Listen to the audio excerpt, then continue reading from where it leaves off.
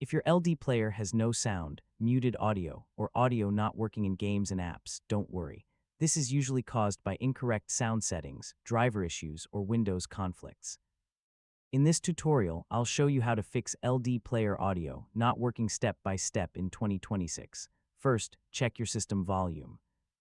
Make sure your PC is not muted and the volume is turned up in Windows sound settings. Next, open LDPlayer and check the internal volume settings.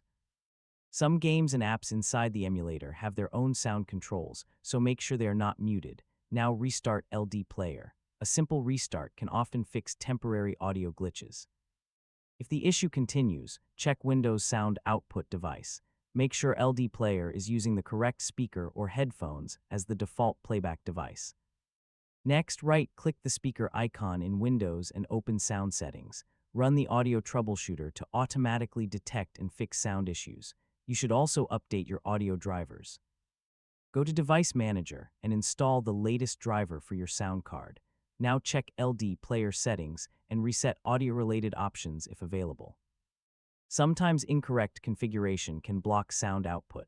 If you are using Bluetooth headphones, disconnect and reconnect them, or try switching to wired headphones to test audio stability.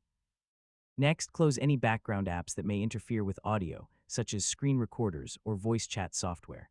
Finally, uninstall and reinstall LDPlayer if nothing works. A fresh installation often fixes corrupted audio components, and that's how to fix LDPlayer audio not working. Yeah, in most cases, adjusting sound settings, updating drivers, or restarting the emulator will solve the issue quickly. Thanks for watching, and I'll see you in the next guide.